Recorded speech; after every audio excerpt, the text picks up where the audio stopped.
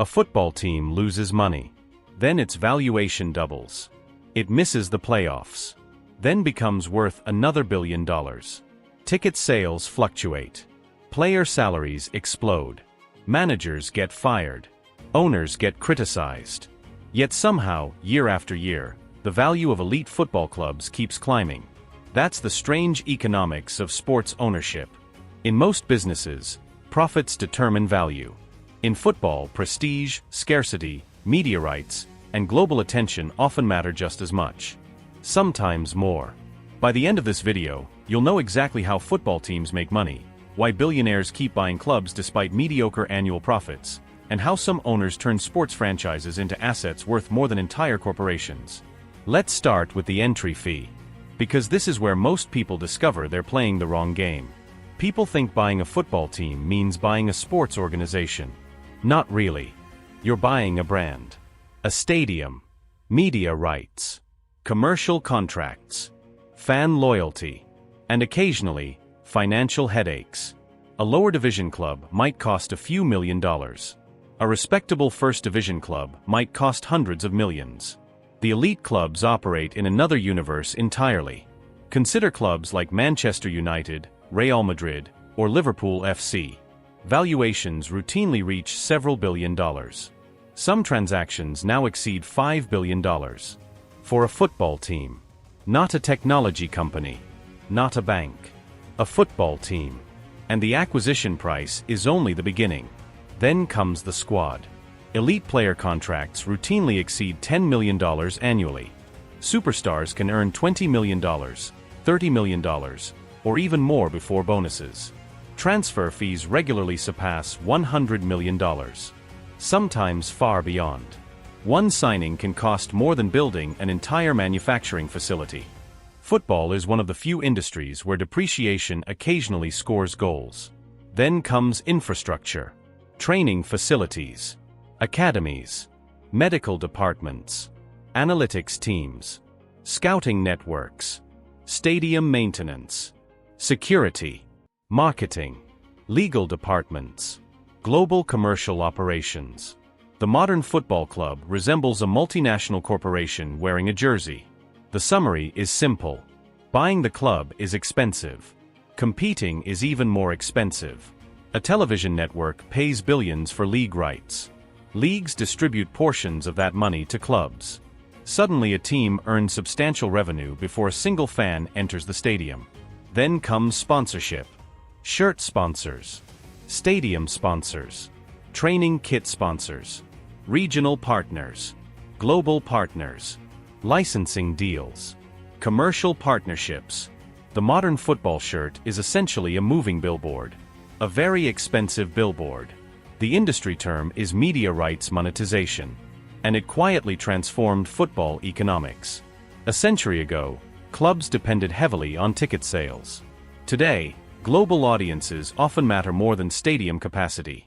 A fan in Jakarta, Lagos, Mumbai, or Mexico City can generate value despite never attending a match. That's a remarkable shift. The public thinks clubs sell football. The business increasingly sells attention. That's an important distinction. Now for the hidden layer. Because this is where fortunes are actually made. Most people think football clubs compete for trophies. They do. But owners often compete for something else. Global relevance. Think about it. Winning a championship creates excitement. Building a worldwide fan base creates recurring cash flow. A title lasts a season. A global brand can last generations. This changes incentives. The most valuable clubs are not always the most profitable clubs. Nor are they always the clubs winning the most trophies. They're often the clubs with the strongest global brands. Consider a child buying a jersey thousands of miles from the team's home city. That transaction costs almost nothing to fulfill. Yet it strengthens the brand. Sponsors notice. Broadcasters notice. Investors notice. Brand value compounds. That's one hidden layer. Then comes scarcity. There are millions of restaurants. Millions of stores. Millions of websites. There are very few globally recognized football clubs. You cannot create another Manchester United overnight. You cannot manufacture a century of history. You cannot replicate generations of supporters. Scarcity drives value. This explains why club valuations sometimes rise faster than profits. Investors aren't merely buying cash flow. They're buying cultural assets. The public sees a football club. The owner sees intellectual property. That's where the money hides. There's another layer. Academies. Most fans focus on transfer spending. Owners focus on player development. Imagine a factory producing assets worth $50 million each. That's essentially what an elite academy can become. Develop a player internally. Sell them later. Avoid transfer costs. Generate profits. Strengthen the squad. Few investments provide that combination. The public sees youth football. The club sees capital formation. That's the hidden business model. Now let's talk about why smart people still fail. Because football ownership destroys plenty of wealthy people. Failure pattern number 1. Confusing wealth with competence. Many owners assume business success automatically translates into sporting success. It doesn't. Football has its own economics, its own culture, its own incentives. One notable example was Leeds United during the early 2000s. The club aggressively spent money pursuing European success. Debt accumulated. Results declined. Financial pressure intensified. Eventually, the club suffered relegation and years of instability. The epitaph. Chased European glory. Spent years rebuilding. Growth funded by hope is rarely durable. Failure pattern number 2. Treating player spending as investment without discipline. Big transfers generate headlines. They don't always generate returns. One famous example involved FC Barcelona during periods of heavy spending and rising wage commitments. The club remained globally powerful, but financial pressures mounted significantly. Debt expanded. Salary obligations became difficult to sustain. Eventually, major restructuring became necessary. The epitaph. World-class revenues. World-class expenses. Revenue solves many problems. Not all of them. The summary is straightforward. Football punishes financial indiscipline regardless of brand strength. Now for the payoff. Let's assume a smaller scenario. You own a mid-table top-division club generating $150 million annually. Revenue comes from tickets, sponsorships, broadcasting, and merchandise. Operating costs consume much of it. Player wages consume even more. Profits may only reach $10 million to $20 million in a good year. Sometimes less. Sometimes negative. Which sounds disappointing. Until valuation growth enters the picture. Now let's scale up. Imagine an elite global club generating $1 billion annually. Commercial partnerships. Media distributions. Global merchandising. Hospitality operations. International tours. Digital content. Licensing. Multiple revenue engines operate simultaneously. Even after enormous wage bills and operating expenses, the business can generate substantial cash flow. But here's the important part. The real wealth often comes from appreciation. A club purchased for $800 million 20 years ago might now be worth $5 billion or more. The annual profits matter. The asset appreciation can matter far more. That's why billionaires keep buying teams.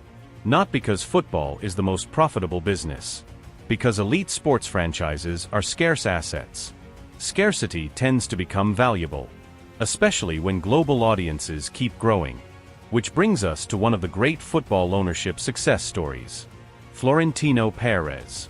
Through his leadership at Real Madrid, Perez helped oversee one of the most commercially successful football organizations in history. The strategy wasn't simply winning matches. It was building a global brand. Commercial partnerships. Infrastructure investment. Star player acquisition. International reach. Relentless expansion of the club's economic footprint. The result became one of the most valuable sports organizations on earth. Worth billions. Recognized almost everywhere. Followed by hundreds of millions of fans. Not merely a football club. A global entertainment asset. And that's the real lesson. The economics of owning a football team aren't primarily about football. Football is the product. Attention is the business. The most successful owners understand they're not selling 90 minutes of sport. They're selling identity, community, history, entertainment, prestige. Most businesses compete for customers. Football clubs compete for supporters. Customers compare prices. Supporters remain loyal through decades of victories and defeats. That's an extraordinary economic advantage. Because loyalty at that scale is rare. A refinery sells fuel. A streaming platform sells entertainment. A football club sells belonging. And belonging is one of the few products people willingly carry with them for life. Which is why the most valuable football teams often become more than businesses. They become institutions. Passed between generations. Followed across continents. And worth billions long before the final whistle blows.